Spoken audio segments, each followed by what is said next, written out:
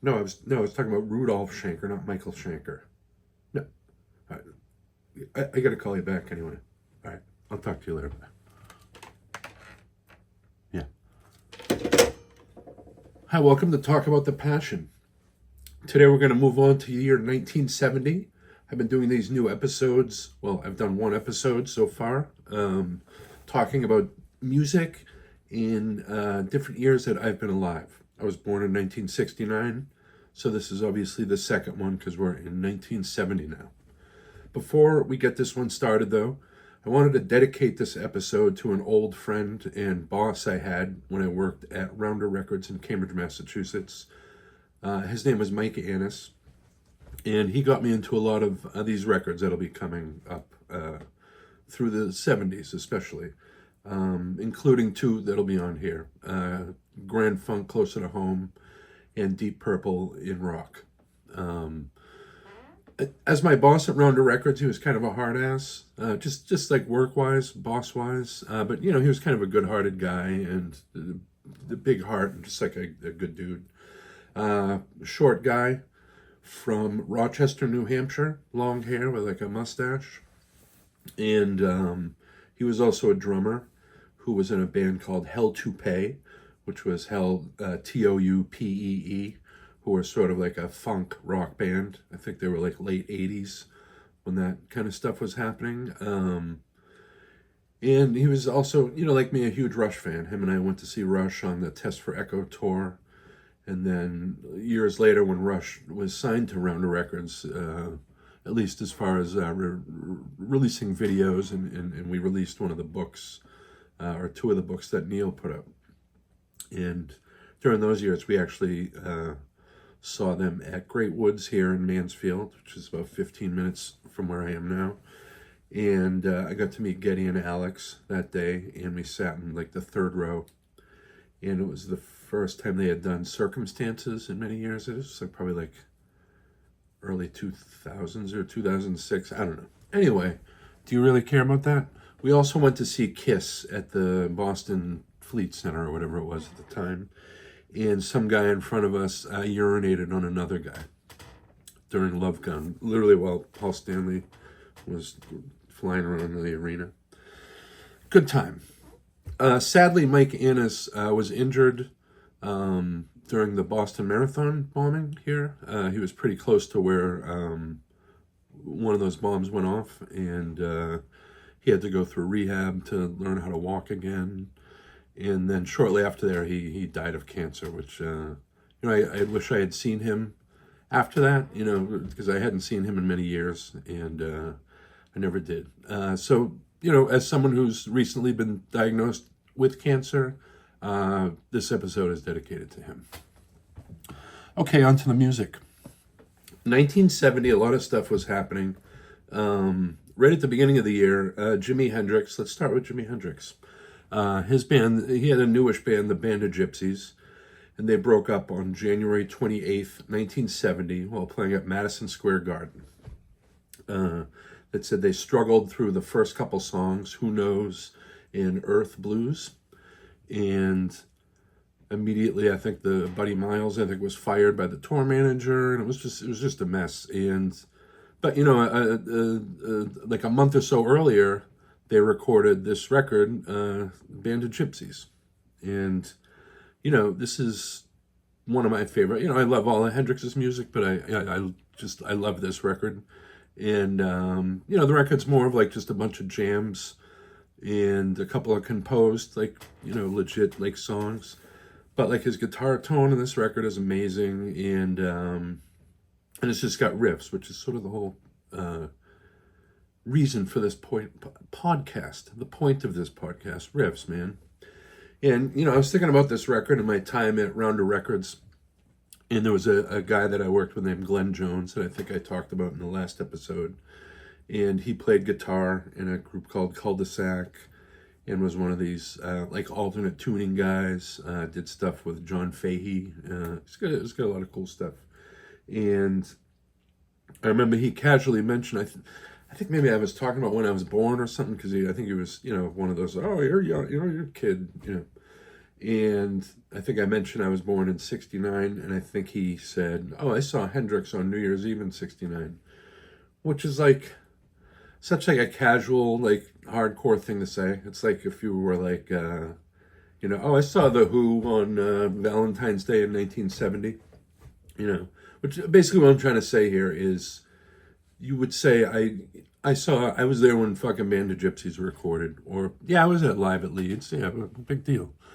You know, me myself, I do that. I never tell people I saw Youth of Today at the Rat. I say, hey, the cover of Break Down the Walls? I was at that show, the Rat.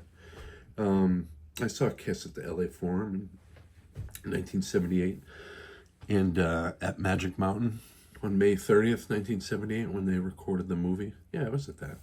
We even had a pin that said I was there. It was like the SSS, the Kiss S. Yeah, so this record, and then it's interesting to think those two records too were recorded so close. The Hendrix on New Year's Eve, and then literally like a month and a half later, live at Leeds. And then I just noticed while I was getting this episode together, we haven't gotten to Grand Funk yet, but this picture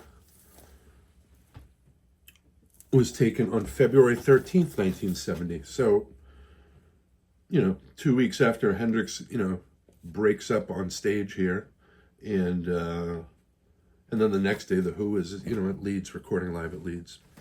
Good time to be alive, huh? I was at all these concerts. I'm just kidding. But I love the stuff that Hendrix did at this time, and sort of after a lot of the stuff that came out after he died. A lot of those songs like Easy Rider, Isabella, Freedom. And I always kind of wonder what he would have done, if he had lived and, made records for the 70s. He may have made a fucking record with Bono years later, but, there might have been some good stuff there in the 70s. We might as well go big and talk about the next record. Just going to get this guy right here.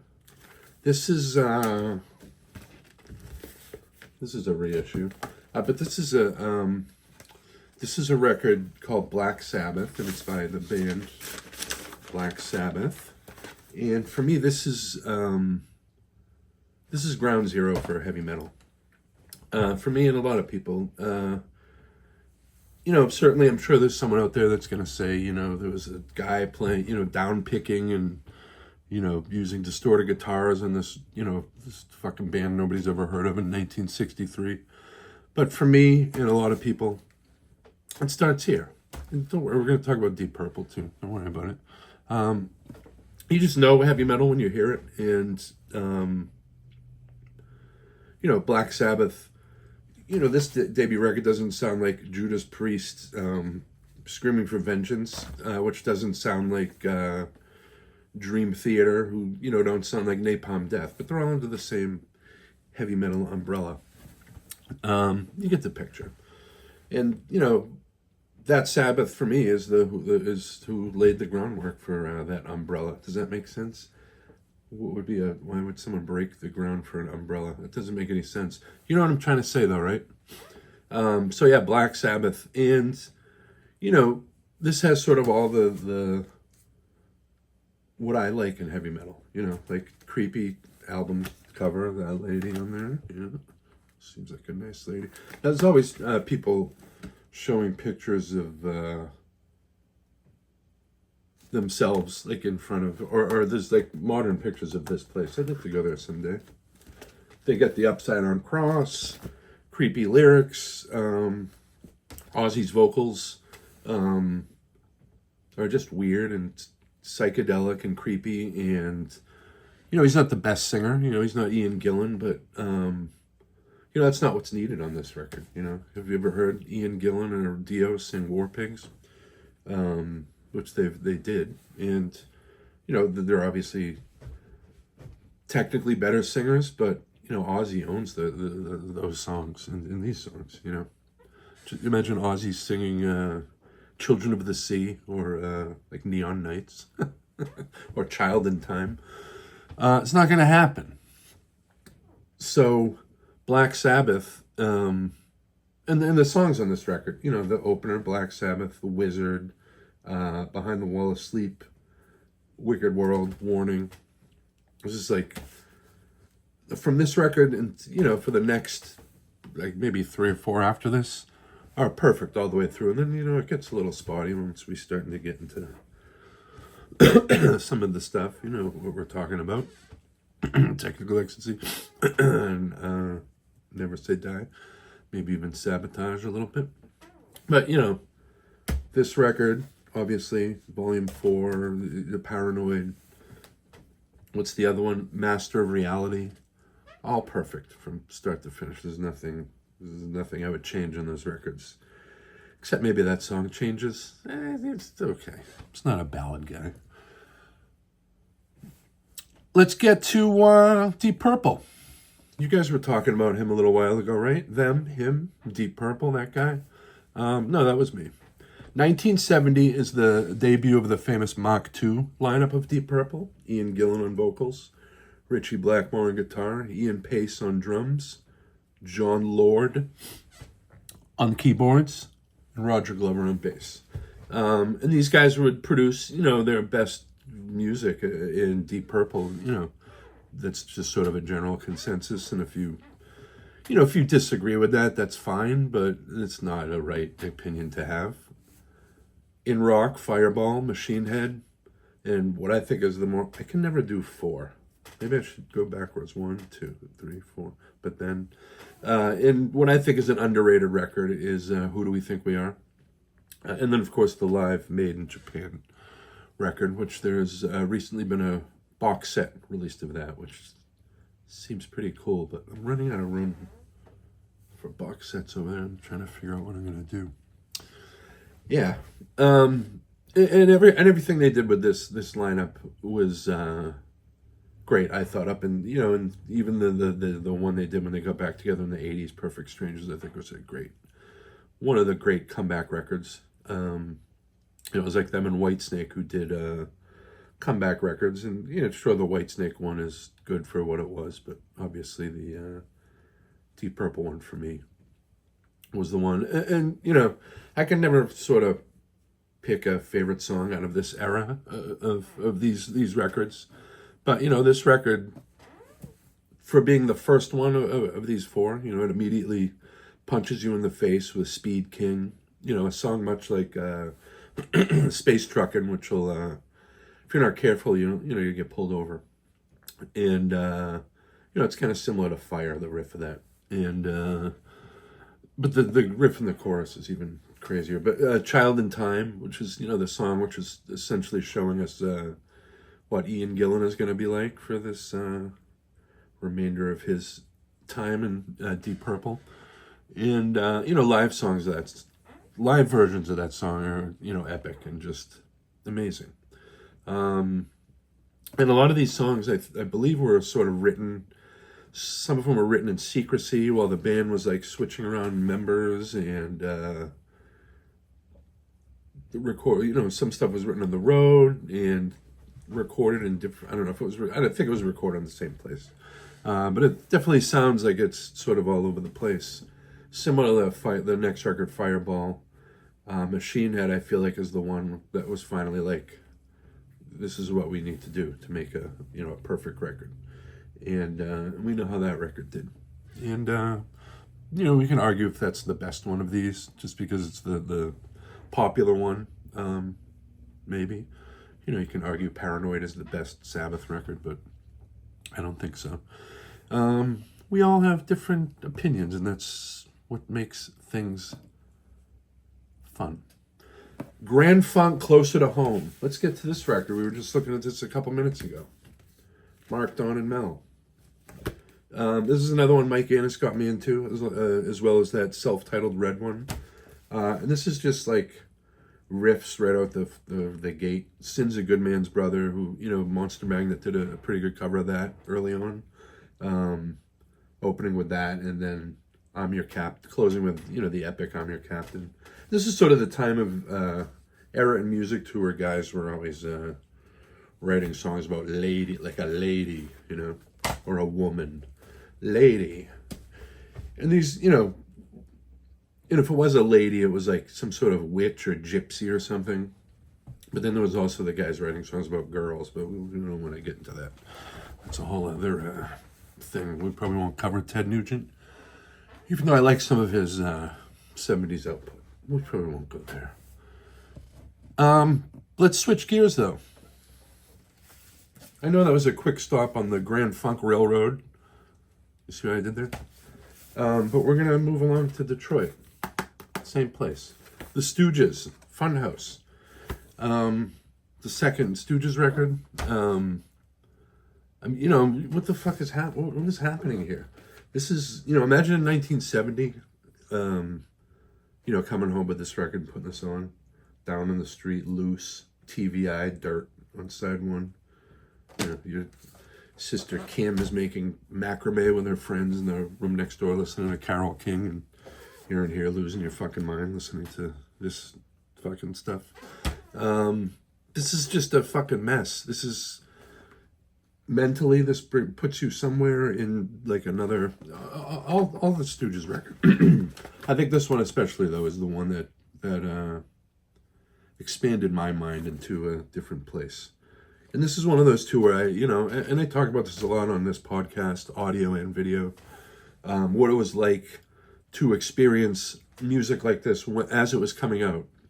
Or, if you were into a band and you got like that, if you were into Black Sabbath, you heard that first record and then, and then you get the second one when that comes out. Or the Stooges or, any of this kind of stuff that was making, you could tell it was going to make some sort of impact. And, I was trying to draw parallels to my life and, music that I've discovered as I've gotten, was there as it was happening in real time.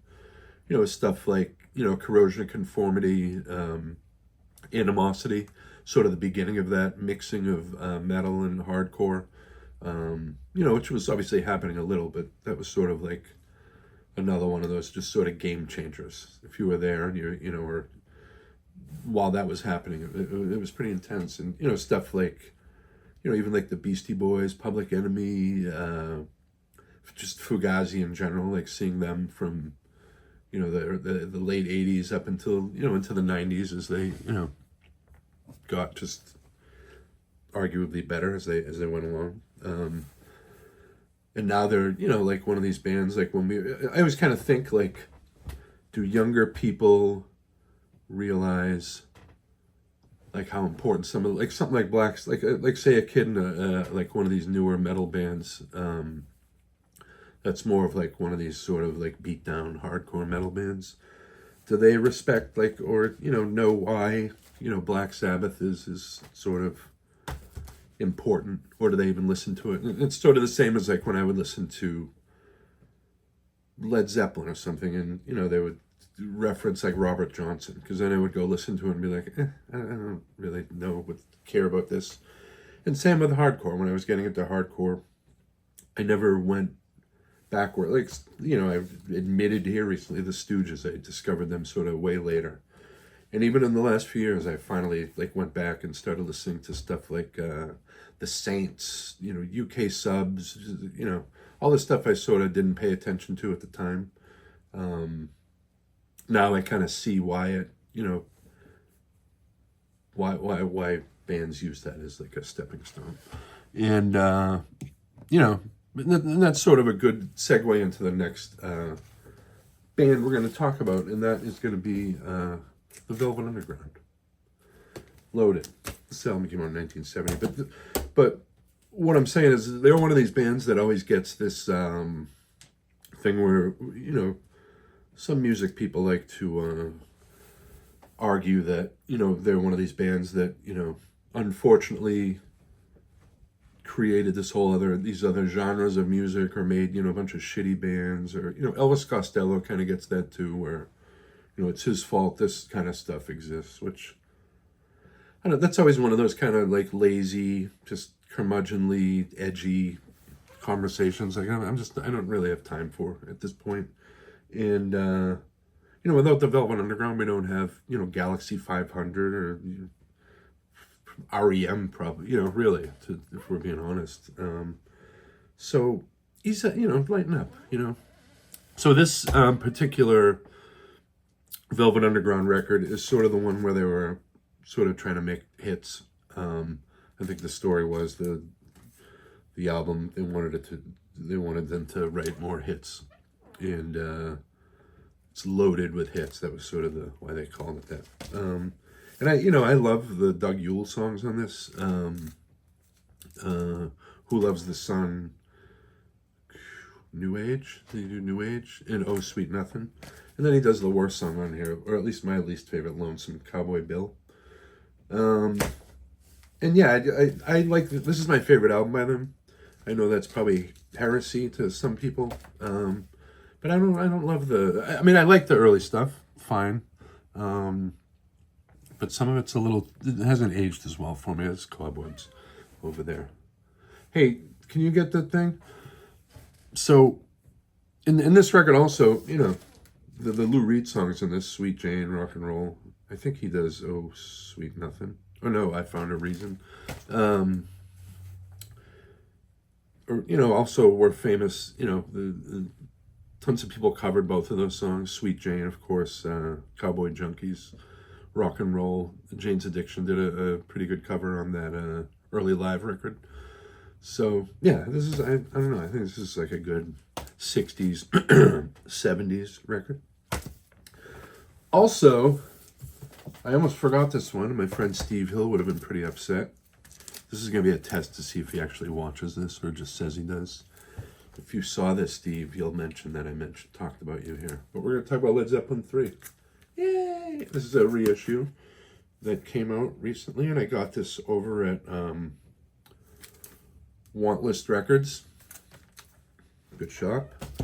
But Led Zeppelin 3. Acetate disc, ribs, vinyl record, recording lathe, electrical transcription, 78 RPM record, coarse groove record, voice letter, and vinyl single. Okay. Whatever. So Led Zeppelin 3, the third record. We talked about the first two on the other one. I love this. Can we talk about the Led Zeppelin album covers for a minute? No? All right, we'll do it next time. But I like all of them. But this record has, I like the acoustic stuff on here. That's the Way and Friends. Friends. And That's the Way. That's when you put on like a mix when your heart has been smashed into a million pieces. And you throw that on the mix and, yeah, get into your head. But, this also gives us The Immigrant Song, Gallows Pole, Celebration Day, The Weird, Out on the Tiles, which is another one of these with just this crazy, weird, almost backwards sounding riff. Yeah, this is like an amazing record. And I feel like this one is almost like